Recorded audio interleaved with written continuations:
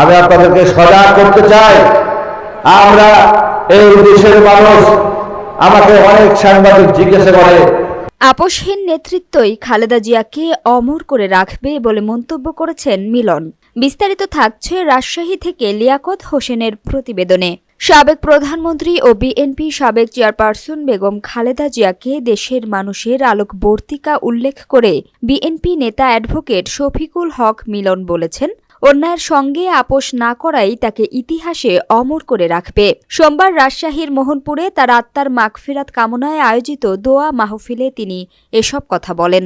মিলন বলেন, বেগম জিয়া শুধু একটি দলের নেত্রী ছিলেন না, জনগণের হৃদয়ে তার অবস্থান প্রমাণিত হয়েছে জানাজায় মানুষের ঢল ও আন্তর্জাতিক প্রতিনিধিদের উপস্থিতিতে।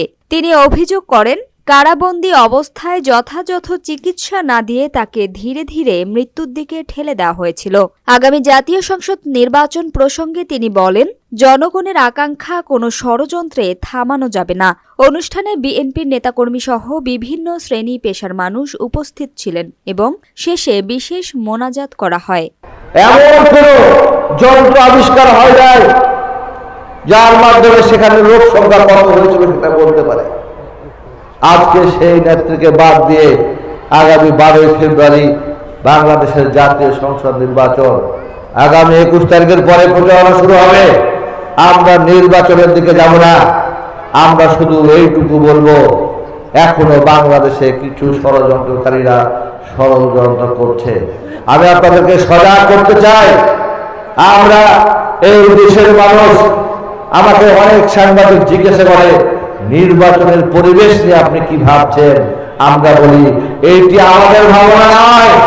প্রশাসনকেও বলি, এইটি আমাদের ভাবনা নয়, এইটি হচ্ছে বাংলাদেশের 18 কোটি মানুষের ভাবনা। মেহেরবানি করে আজকের এই মাহফিল করে মাফ করে দাও। আয় আল্লাহ তাআলা আরো অনেক দুয়ার সন্ধান করো। আজকের এই ইউনিয়নের আয় আল্লাহ তাআলা বাক্সিনুল মেহেরবানি করে তার পরিবার টুকরা শান্তি হয়। আল্লাহ মেহেরবানি করে আল্লাহ তাকে তুমি জান্নাতের উচ্চ মাকাম আল্লাহ জমিনের নায়ক হিসাবে কবুল করো।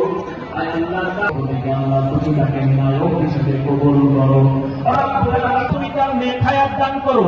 আল্লাহ শারীরিক মানসিক সুস্থতা দান করো।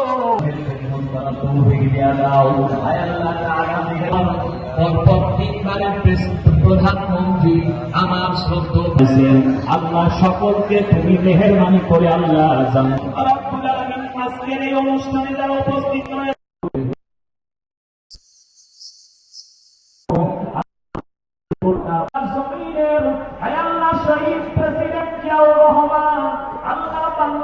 শ্রেণীর মানুষের অন্তরে যার মহব্বত রয়েছে, আয় আল্লাহ তাআলা মেহেরবানি যিনি আয় আল্লাহ অল্প বয়সে আল্লাহ কোই জাতীয়তাবাদী বিএনপি দলের সমর্থক, আয় আল্লাহ তাআলা বিএনপিকে সম্পাদক যারা উপস্থিত রয়েছেন বিভিন্ন গ্রাম থেকে, আয় আল্লাহ আজকের এই মাহফিলে আজকের মোহনপুর উপজেলার সম্মানিত সভা সকলের দোয়াকে তুমি কবুল আর মঞ্জুর করে নাও।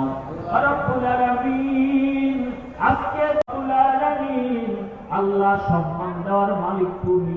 আল্লাহ মেহেরবানি করে আল্লাহু মুহাম্মাদুর রাসূলুল্লাহ সাল্লাল্লাহু আলাইহি ওয়াসাল্লাম। আসসালামু